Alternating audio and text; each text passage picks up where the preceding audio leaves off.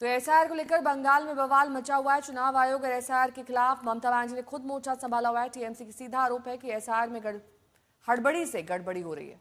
और इसी को लेकर टीएमसी का प्रतिनिधिमंडल अब चुनाव आयोग से मुलाकात कर रहा है। 10 सांसदों का समूह टीएमसी की आपत्तियों को लेकर चुनाव आयोग के पास में पहुंचा है।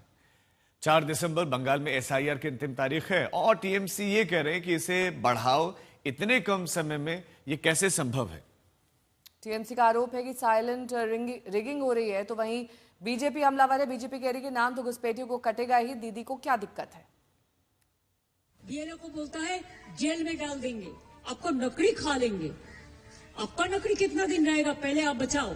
एसआईआर का बाद ये सरकार जाना तैयार है।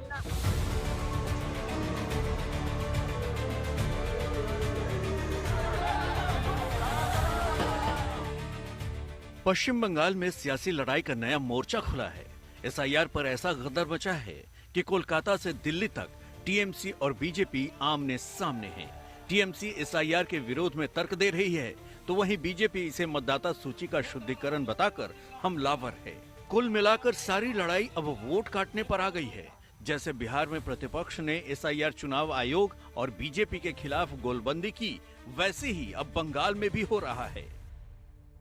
गवर्नमेंट पड़े যেতে পারে, গুজরাটেও মারা গেছে বিএলও, মধ্যপ্রদেশেও মারা গেছে বিএলও, রাজস্থানেও মারা গেছে বিএলও, কেরালাতেও মারা গেছে, তামিলনাড়ুতেও মারা গেছে, বাংলাতেও মারা গিয়েছে।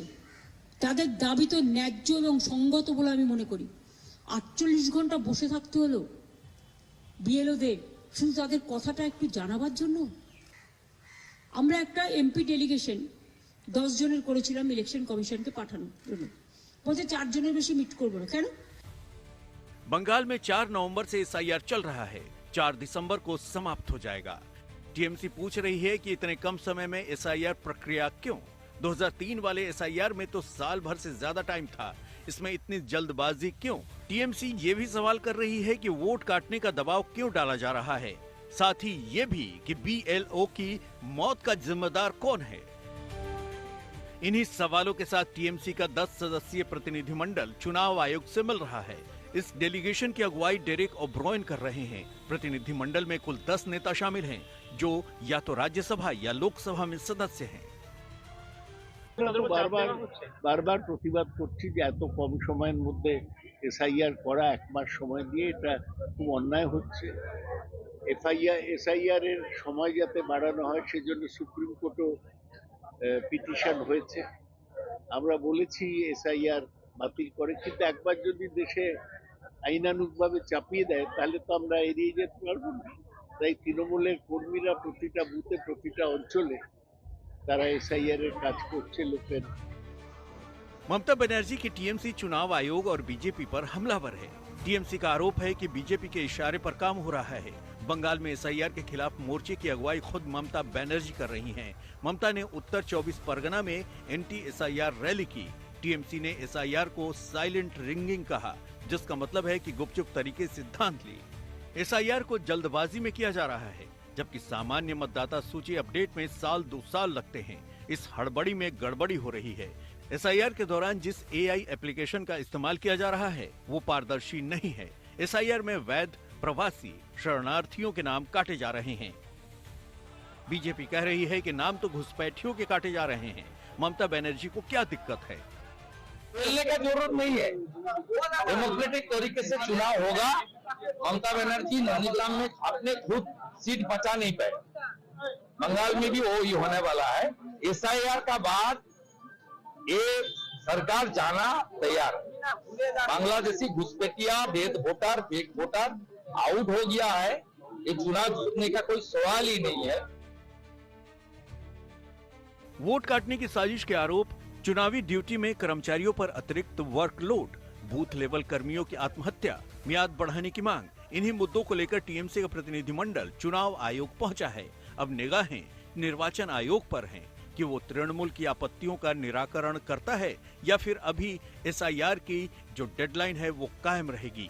चुनाव आयोग के आंकड़े बताते हैं कि बंगाल में 27 नवंबर तक 7 करोड़ 64 लाख फॉर्म बांटे जा चुके हैं और अभी भी 6 दिन शेष हैं। कोलकाता से अनुपम मिश्रा और दिल्ली से संजय शर्मा के साथ आज तक ब्यूरो। और इस बीच बड़ी खबर आ रही है, टीएमसी का डेलीगेशन चुनाव आयोग के दफ्तर पहुंच चुका है। एसआईआर पर अपनी शिकायतें लेकर, आपत्तियां लेकर टीएमसी का ये डेलीगेशन चुनाव आयोग से मिल रहा है। बंगाल एसआईआर की लड़ाई और दिल्ली तक ये पहुंच गए हैं और दिल्ली में टीएमसी के नेता इस समय चुनाव आयोग के दफ्तर में पहुंचे हैं। 10 नेता पहुंचे हैं। अमित भारद्वाज इस समय हमारे संवाददाता चुनाव आयोग के दफ्तर बाहर मौजूद हैं, हमारे साथ जुड़ गए। अमित, कितनी देर हो गई है इस मुलाकात को? 10 सदस्यों में कौन कौन पहुंचे हैं, क्या क्या शिकायतें लेकर पहुंचे हैं बंगाल से? देखिए राजीव, तकरीबन आधे घंटे से ज़्यादा का वक्त हो गया है। 40 मिनट आप कह सकते हैं कि तृणमूल कांग्रेस के सभी 10 नेता इलेक्शन कमीशन ऑफ इंडिया के अंदर गए हैं। उन्होंने सीईसी ज्ञानेश कुमार से मीटिंग की अपनी अर्जी लगाई थी और 2 से 3 बार पत्र लिखा गया है। इलेक्शन कमीशन ऑफ इंडिया को ये पत्राचार किया गया था कि कैसे वो जो स्पेशल इंटेंसिव रिव्यू हो रहा है बंगाल में इस वक्त, उसको लेकर अपनी चिंताएं व्यक्त करना चाहते हैं। अब इस मीटिंग के पीछे का आधार समझिए आप। पहले ममता बनर्जी जो तृणमूल कांग्रेस की सुप्रीमो हैं और पश्चिम बंगाल की मुख्यमंत्री हैं, उन्होंने एसआईआर को लेकर खुले शब्दों में अपनी प्रतिक्रिया दी थी, समस्याओं को गिनवाया था। बीएलओस के ऊपर जो प्रेशर पड़ रहा है, ऐसे आरोप उन्होंने लगाए थे और ज्ञानेश कुमार सीईसी को पत्र भी लिखा था।